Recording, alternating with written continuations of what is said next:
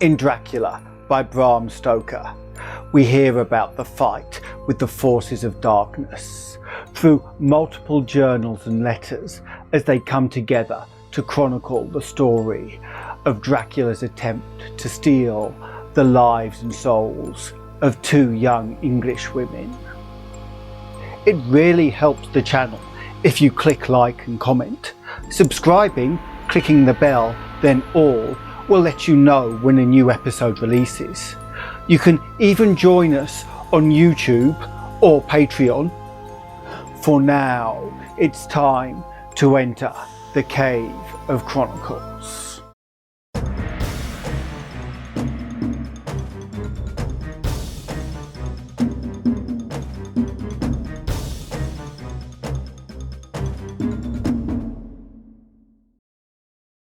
How these papers have been placed in sequence will be made manifest in the reading of them. All needless matters have been eliminated so that a history almost at variance with the possibilities of latter-day belief may stand forth as simple fact. There is throughout no statement of past things wherein memory may err, for all the records chosen are exactly contemporary, given from the standpoints and within the range of knowledge of those who made them. Dracula Chapter 1. Jonathan Harker's journal, kept in shorthand. 3rd May, Bistritz. Left Munich at 8:35 p.m. On 1st May, arriving at Vienna early next morning. Should have arrived at 6:46, but train was an hour late. Budapest seemed a wonderful place from the glimpse which I got of it from the train, and the little I could walk through the streets. I feared to go very far from the station, as we had arrived late and would start as near the correct time as possible. The impression I had was that we were leaving the west and entering the east. The most western of splendid bridges over the Danube, which is here of noble width and depth, took us among the traditions of Turkish rule. We left in pretty good time and came after nightfall to Klausensburg. Here I stopped for the night at the Hotel Royal. I had for dinner, or rather supper, a chicken done in some way with red pepper, which was very good but thirsty. Mem, get recipe for Mina. I asked the waiter and he said it was called paprika Hendel, and that, as it was a national dish, I should be able to get it anywhere along the Carpathians. I found my smattering of German very useful here. Indeed, I don't know how I should be able to get on without it. Having had some time at my disposal when in London, I had visited the British Museum and made search among the books and maps in the library regarding Transylvania. It had struck me that some foreknowledge of the country could hardly fail to have some importance in dealing with a nobleman of that country. I find that the district he named is in the extreme east of the country, just on the borders of 3 states, Transylvania, Moldavia and Bukovina, in the midst of the Carpathian Mountains, one of the wildest and least known portions of Europe. I was not able to light on any map or work giving the exact locality of the Castle Dracula, as there are no maps of this country as yet to compare with our own Ordnance Survey maps. But I found that Bistritz, the post town named by Count Dracula, is a fairly well-known place. I shall enter here from some of my notes, as they may refresh my memory when I talk over my travels with Mina. In the population of Transylvania, there are 4 distinct nationalities: Saxons in the south, and mixed with them the Wallachs, who are the descendants of the Dacians, Magyars in the west, and Sekeles in the east and north.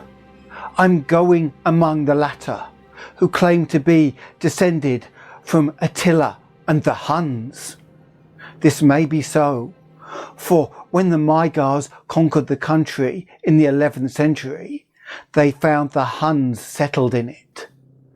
I read that every known superstition in the world is gathered into the horseshoe of the Carpathians, as if it were the centre of some sort of imaginative whirlpool.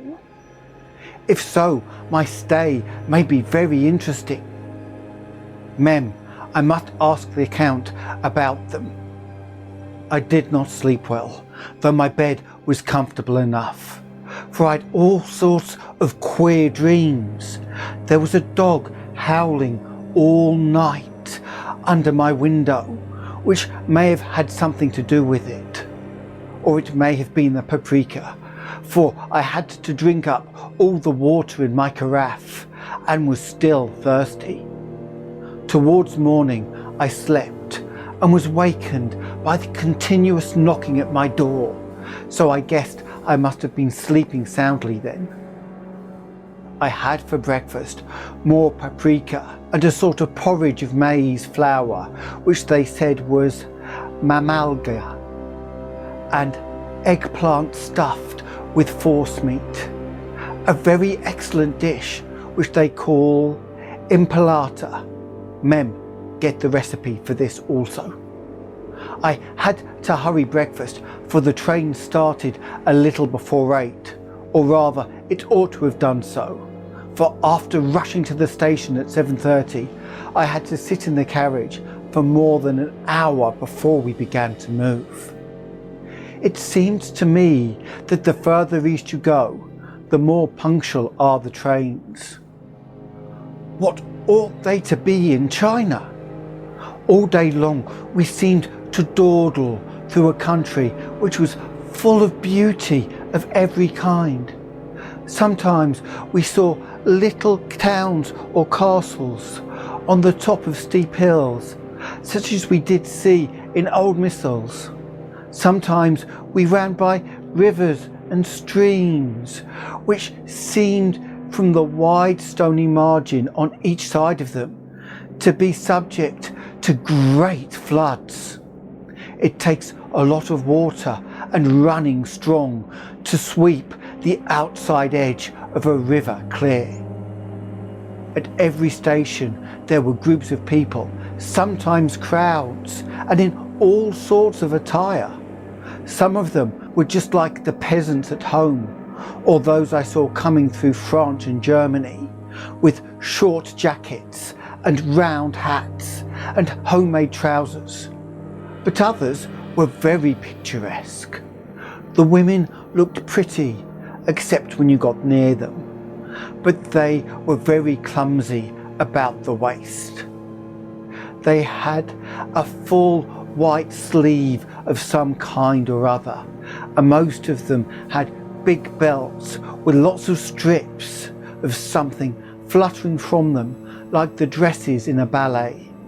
But of course there were petticoats under them. The strangest figures we saw were the Slovaks, who were more barbarian than the rest, with their big cowboy hats, great baggy dirty white trousers, white linen shirts, and enormous heavy leather belts, nearly a foot wide, all studded over with brass nails. They wore high boots with their trousers tucked into them, and had long black hair and heavy black moustaches. They are very picturesque, but do not look prepossessing. On the stage they would be set down at once as some old oriental band of brigands. They are, however, I am told, very harmless and rather wanting in natural self-assertion. It was on the dark side of twilight when we got to Bistritz, which is a very interesting old place, being practically on the frontier, for the Borgo Pass leads from it into Bukovina. It has a very stormy existence and certainly shows marks of it. 50 years ago, a series of great fires took place, which made terrible havoc on 5 separate occasions. At the very beginning of the 17th century, it underwent a siege of 3 weeks and lost 13,000 people. The casualties of war proper being assisted by famine and disease. Count Dracula had directed me to go to the Golden Crone Hotel, which I found, to my great delight, to be thoroughly old-fashioned. For of course I wanted to see all I could of the ways of the country. I was evidently expected, for when I got near the door I faced a cheery-looking elderly woman in the usual peasant dress, white undergarments with long double apron, front and back of a coloured stuff fitting almost too tight for modesty. When I came close, she bowed and said, "The Herr Englishman?" "Yes," I said, "Jonathan Harker." She smiled and gave some message to an elderly man in white short sleeves who had followed her to the door. He went immediately but returned with a letter. "My friend, welcome to the Carpathians. I am anxiously expecting you. Sleep well tonight. At 3 tomorrow, the diligence will start for Bukovina. A place on it is kept for you. At the Borgo Pass, my carriage will await you and bring you to me.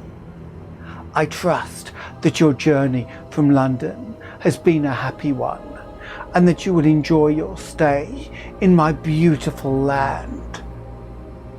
Your friend, Dracula." 4th May. I found that my landlord had got a letter from the Count directing him to secure the best place on the coach for me.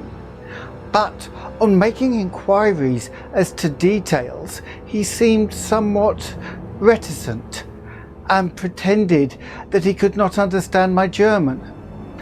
This could not be true, because up to then he had understood it perfectly. At least, he answered my questions exactly as if he did. He and his wife, the old lady who had received me, looked at each other in a frightened sort of way. He mumbled out that money had been sent in a letter, and that was all he knew. When I asked him if he knew Count Dracula and could tell me anything of his castle, both he and his wife crossed themselves and, saying they knew nothing at all, simply refused to speak further. It was so near the time of starting that I had no time to ask anyone else, for it was all very mysterious and not by any means comforting. Just before I was leaving, the old lady came up to my room and said in a very hysterical way, "Must you go? Oh, young Herr, must you go?"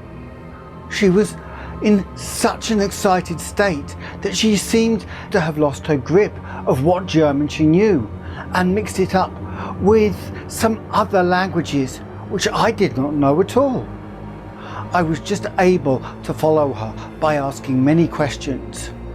When I told her that I must go at once and that I was engaged on important business, she asked again, "Do you know what day it is?" I answered that it was the 4th of May. She shook her head as she said again, "Oh, yes, I know that,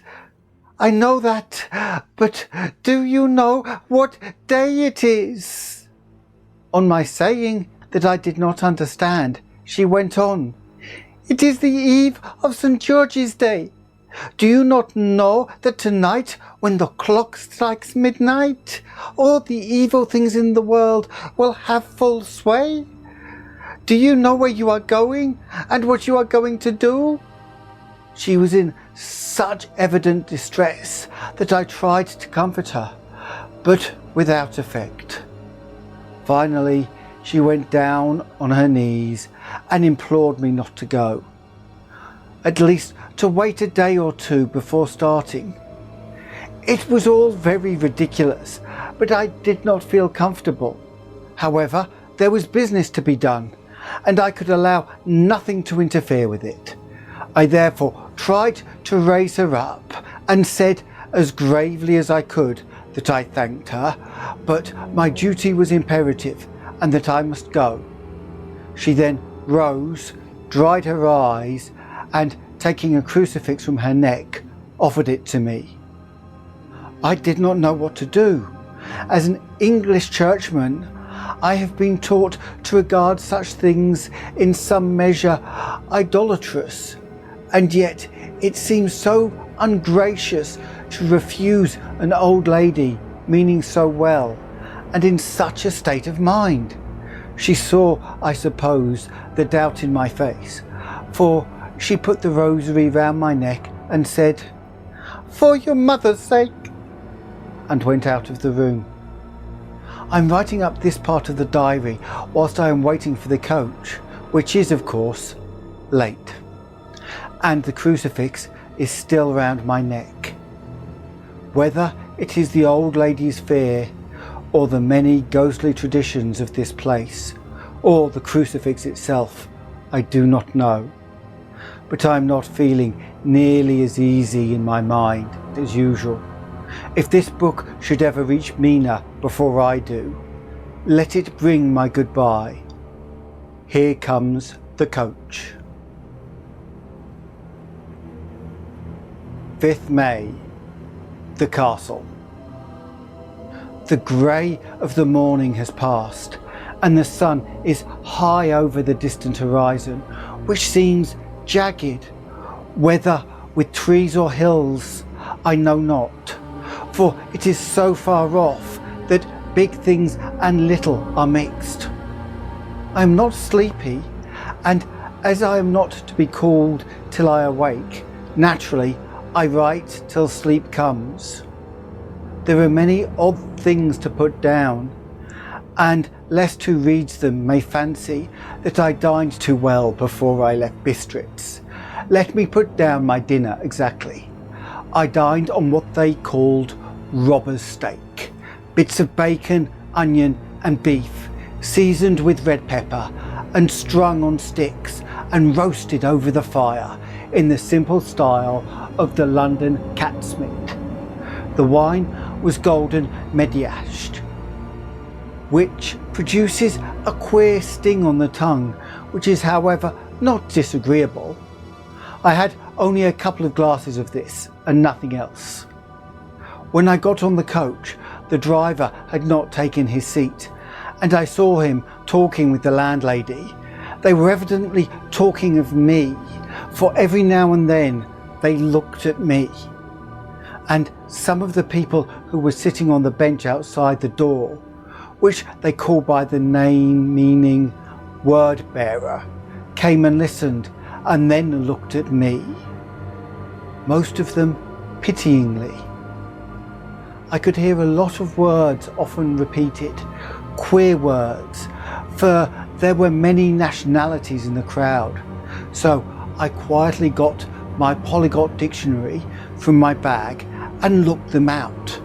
I must say they were not cheering to me, for amongst them were Ordog, Satan, Pokol, Hell, Striogia, Witch, Vorlok and Fikoslak, both of which mean the same thing, one being Slovak and the other Serbian, for something that is either werewolf or vampire. Mem, I must ask the Count about these superstitions. When we started, the crowd round the inn door, which had by this time swelled to a considerable size, all made the sign of the cross and pointed 2 fingers at me. With some difficulty, I got a fellow passenger to tell me what they meant. He would not answer at first, but on learning that I was English, he explained that it was a charm or guard against the evil eye. This was not very pleasant for me, just starting for an unknown place to meet an unknown man. But everyone seemed so kind-hearted and so sorrowful and so sympathetic that I could not but be touched.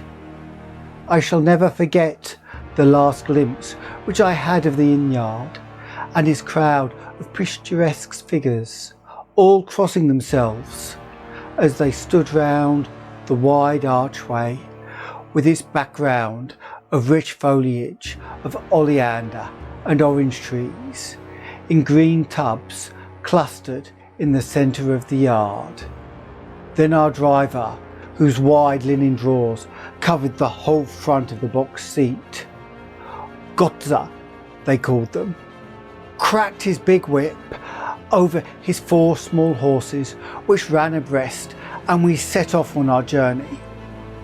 I soon lost sight and recollection of ghostly fears in the beauty of the scene as we drove along, although had I known the language, or rather languages, which my fellow passengers were speaking, I might have not been able to throw them off so easily.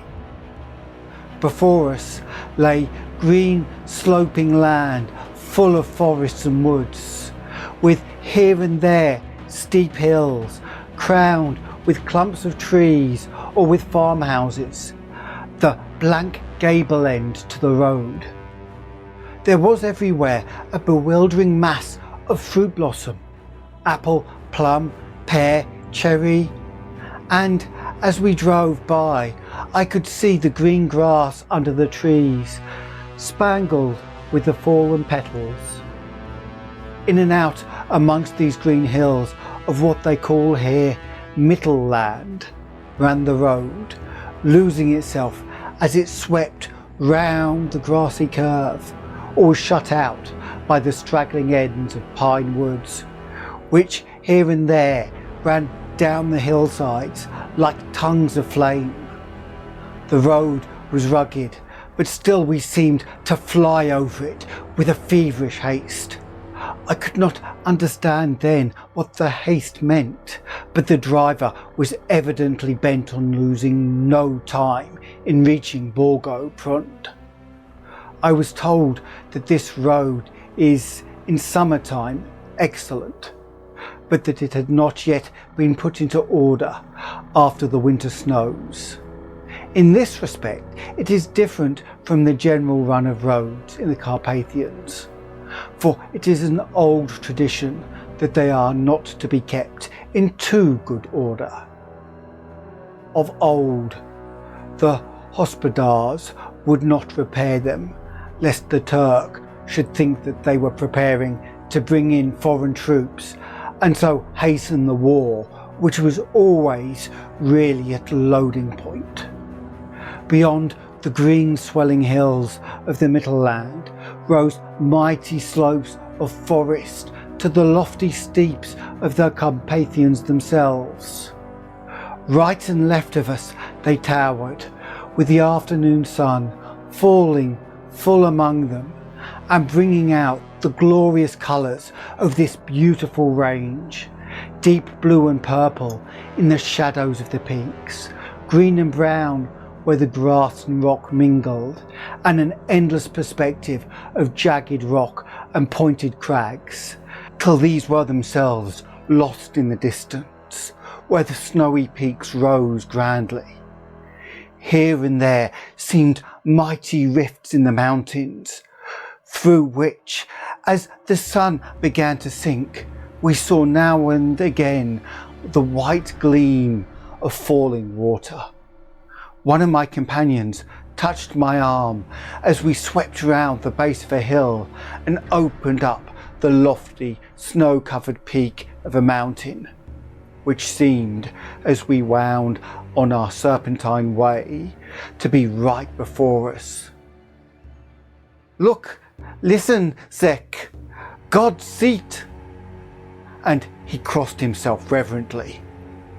As we wound on our endless way, and the sun sank lower and lower behind us, the shadows of the evening began to creep round us. This was emphasized by the fact that the snowy mountaintop still held the sunset and seemed to glow out with a delicate cool pink.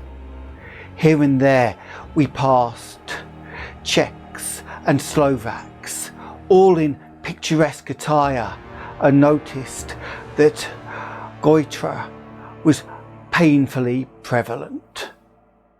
By the roadside were many crosses, and as we swept by, my companions all crossed themselves. Here and there was a peasant man or woman kneeling before a shrine, who did not even turn round as we approached, but seemed in self-surrender of devotion to have neither eyes nor ears for the outer world. There were many new things to me. For instance, hayricks in the trees, and here and there very beautiful masses of weeping birch, their white stems shining like silver through the delicate green of the leaves. Now and again we passed a lighter wagon, the ordinary peasant's cart with its long snake-like vertebra, calculated to suit the inequalities of the road. On this were sure to be seated quite a group of homecoming peasants, the Czechs with their white and the Slovaks with their coloured sheepskins, the latter carrying lance fashion, their long staves with axe at the end.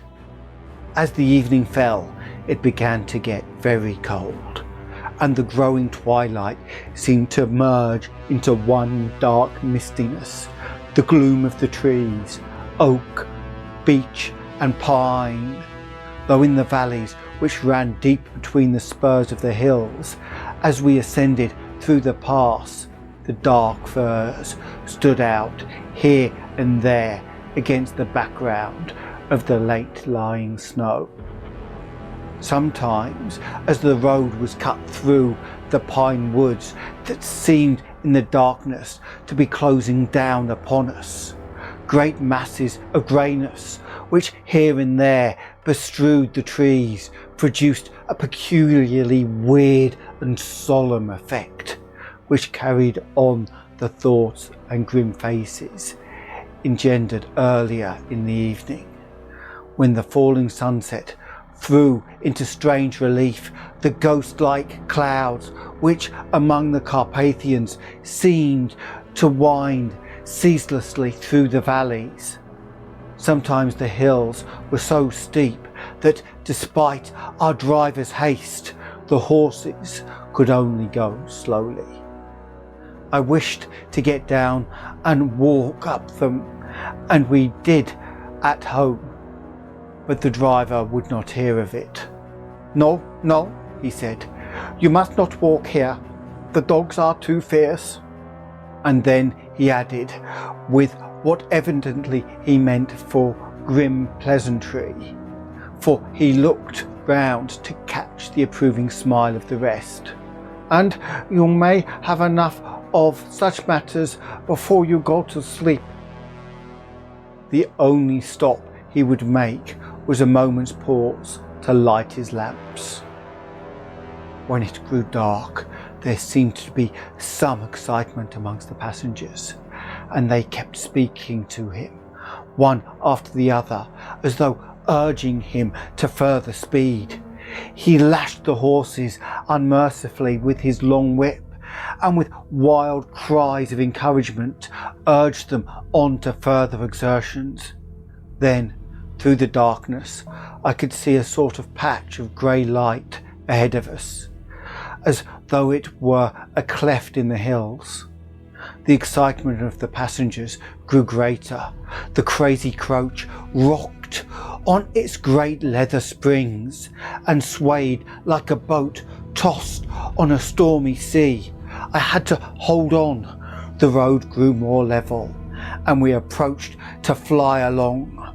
Then the mountains seemed to come nearer to us on each side and to frown down upon us. We were entering on the Borgo Pass. One by one, several of the passengers offered me gifts, which they pressed upon me with an earnestness which would take no denial. These were certainly of an odd and varied kind, but each was given in simple good faith, with a kindly word and a blessing, and that strange mixture of fear-meaning movements which I'd seen outside the hotel at Bistritz, the sign of the cross and the guard against the evil eye. Then, as we flew along, the driver leaned forward, and on each side the passengers, craning over the edge of the coach, peered eagerly into the darkness. It was evident that something very exciting was either happening or expected, but though I asked each passenger, no one would give me the slightest explanation. This state of excitement kept on for some little time, and at last we saw before us, on the pass opening out on the eastern side, there were dark, rolling clouds overhead, and in the air the heavy, oppressive sense of thunder. It seemed as though the mountain range had separated two atmospheres, and that now we had got into the thunderous one. I was now myself looking out for the conveyance which was to take me to the Count. Each moment I expected to see the glare of lamps through the blackness, but all was dark. The only light was the flickering rays of our own lamps, in which the stem from our hard-driven horses rose in a white cloud. We could see now the sandy road lying white before us, but there was on it no sign of a vehicle. The passengers drew back with a sigh of gladness, which seemed to mock my own disappointment. I was already thinking what I had best do, when the driver, looking at his watch, said to the others something which I could hardly hear. It was spoken so quietly and in so low a tone, I thought it was an hour less than the time. Then, turning to me, he said in German worse than my own, "There is no carriage here. The Herr is not expected after all. He will now come on to Bukovina and return tomorrow or the next day. Better the next day." Whilst he was speaking, the horses began to neigh and snort and plunge wildly, so that the driver had to hold them up. Then, amongst a chorus of screams from the peasants and a universal crossing of themselves, a calash with 4 horses drove up behind us, overtook us, and drew up beside the coach. I could see from the flash of our lamps, as the rays fell on them, that the horses were coal-black and splendid animals. They were driven by a tall man with a long brown beard and great black hat, which seemed to hide his face from us. I could only see the gleam of a pair of very bright eyes, which seemed red in the lamplight as he turned to us. He said to the driver, "You are early tonight, my friend." The man stammered in reply, "The English Herr was in a hurry," to which the stranger replied, "That is why, I suppose, you wished him to go on to Bukovina. You cannot deceive me, my friend. I know too much, and my horses are swift." As he spoke, he smiled, and the lamplight fell on a hard-looking mouth with very red lips and sharp-looking teeth, as white as ivory. One of my companions whispered to another the line from Berger's Lenore, "Den die Toten, Reten schnell," for the dead travel fast. The strange driver evidently heard the words, for he looked up with a gleaming smile. The passenger turned his face away, at the same time putting out his 2 fingers and crossing himself. "Give me the Herr's luggage," said the driver, and with exceeding alacrity my bags were handed out and put in the caleche. Then I descended from the side of the coach as the caleche was close alongside, the driver helping me with a hand which caught my arm in a grip of steel. His strength must have been prodigious. Without a word, he shook his reins, the horses turned, and we swept into the darkness of the pass. As I looked back, I saw the steam from the horses of the coach by the light of the lamps, and projected against it the figures of my late companions crossing themselves. Then the driver cracked his whip and called to his horses, and they swept off on their way to Berkovina. As they sank into the darkness, I felt a strange chill. A lonely feeling came over me, but a cloak was thrown over my shoulders and a rug across my knees, and the driver said, in excellent German, "The night is chill, mein Herr, and my master, the Count, bade me take all care of you. There is a flask of Silovitz, the plum brandy of the country, underneath the seat if you should require it." I did not take any, but it was a comfort to know it was there all the same. I felt a little strangely, and not a little frightened. I think had there been any alternative, I should have taken it instead of prosecuting that unknown night journey. The carriage went at a hard pace straight along.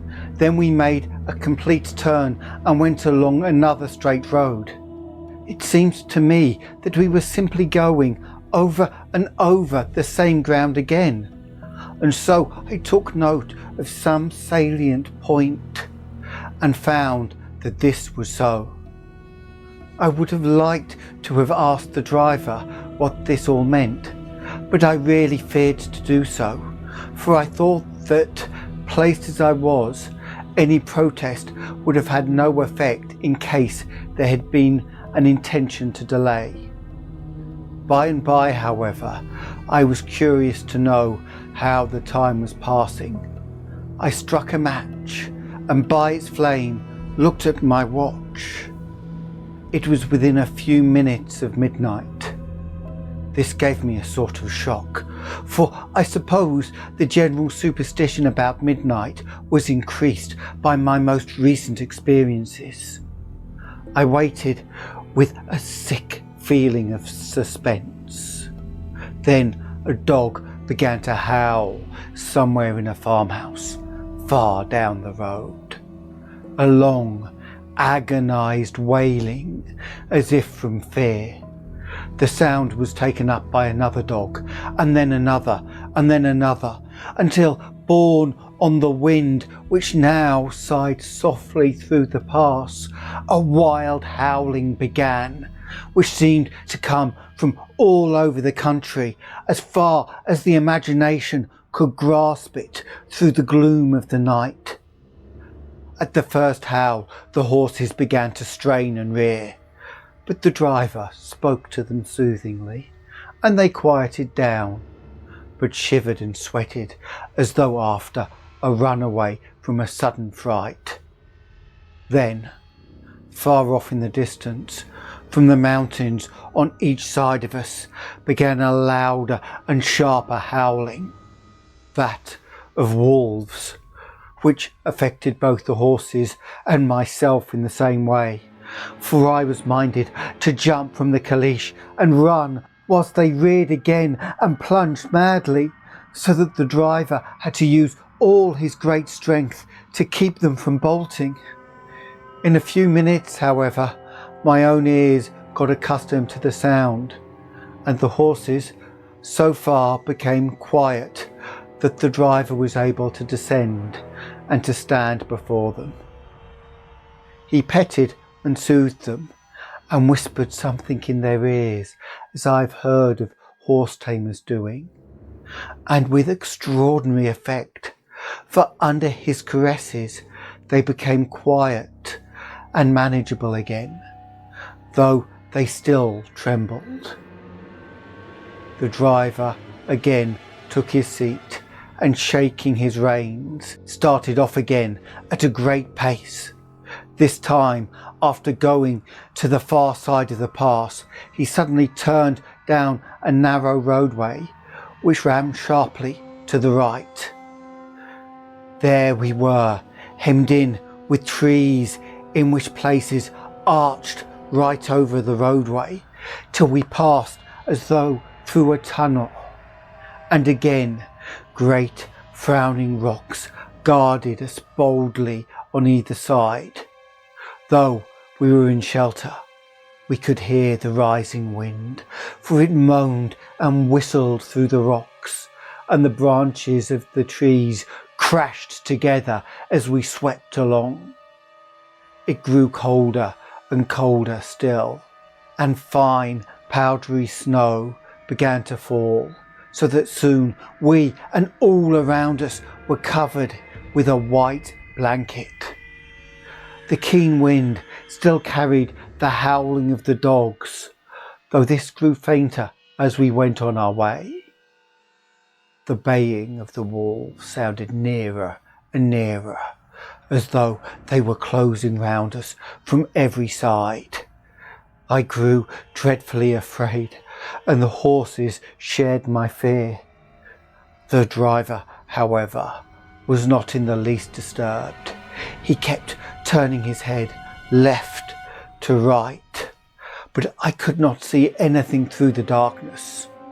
Suddenly, away on our left, I saw a faint, flickering blue flame. The driver saw it at the same moment. He at once checked the horses and, jumping to the ground, disappeared into the darkness. I did not know what to do, the less as the howling of the wolves grew closer. But while I wondered, the driver suddenly appeared again, and without a word took his seat, and we resumed our journey. I think I must have fallen asleep and kept dreaming of the incident, for it seemed to be repeated endlessly. And now, looking back, it's like a sort of awful nightmare. Once the flame appeared so near the road that even in the darkness around us, I could watch the driver's motions.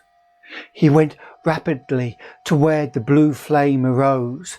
It must have been very faint, for it did not seem to illume the place around it at all, and gathering a few stones, formed them into some device. Once there appeared a strange optical effect. When he stood between me and the flame, he did not obstruct it, for I could see its ghostly flicker all the same. This startled me, but as the effect was only momentary, I took it that my eyes deceived me, straining through the darkness. Then, for a time, there were no blue flames, and we sped onwards through the gloom with the howling of the wolves around us, as though they were following us in a moving circle. At last there came a time when the driver went further afield than he had yet gone, and during his absence the horses began to tremble worse than ever, and to snort and scream with fright. I could not see any cause for it, for the howling of the wolves had ceased altogether, But just then the moon, sailing through the black clouds, appeared behind the jagged crest of a beetling, pine-clad rock, and by its light I saw around us a ring of wolves with white teeth and lolling red tongues, with long sinewy limbs and shaggy hair. They were 100 times more terrible in the grim silence which held them than even when they howled. For myself, I felt a sort of paralysis of fear. It is only when a man feels himself face to face with such horrors that he can understand their true import. All at once, the wolves began to howl as though the moonlight had some peculiar effect on them. The horses jumped about and reared and looked helplessly around with eyes that rolled in a way that was painful to see. But the living ring of terror encompassed them on every side, and they had perforce to remain within it. I called the coachman to come, for it seemed to me that our only chance was to try to break out through the ring and aid his approach. I shouted and beat the side of the caleche, hoping by the noise to scare the wolves from that side, so as to give him a chance of reaching the trap. How he came there I do not know, but I heard his voice raised in a tone of imperious command, and, looking towards the sound, saw him stand in the roadway. He swept his long arms, though brushing aside some impalpable obstacle. The wolves fell back and back further still. Just then a heavy cloud passed across the face of the moon, so that we were again in darkness. When I could see again, the driver was climbing into the caleche, and the wolves had disappeared. This was all so strange and uncanny that a dreadful fear came upon me, and I was afraid to speak or move. The time seemed interminable as we swept our way, now in almost complete darkness, for the rolling clouds obscured the moon. We kept on ascending, with occasional periods of quick descent, but in the main, always ascending. Suddenly, I became conscious of the fact that the driver was in the act of pulling up the horses in the courtyard of a vast ruined castle, from whose tall black window came no rays of light, and whose broken battlements showed a jagged line against the moonlit sky. So ends Chapter 1 of Dracula by Bram Stoker. This is the longest story we have had yet, and will continue to run for a number of months. If you enjoyed the tale, it really helps us if you let others know, so please click the like button and share with anyone that may be interested. Subscribing will let you travel with us on further adventures of the dark and terrible, with the bell notifying you as we set off. If you want to be part of our Eldritch Order on Discord, come join us on YouTube or Patreon and help guide the choice of stories. See the description for details of the Patreon and for a link to Canje Studios to find out about modern board games where you can create your own dark and terrible stories. Until next time, farewell, and remember, sometimes those who act strangely are not enemies, and those who appear kind are not necessarily friends.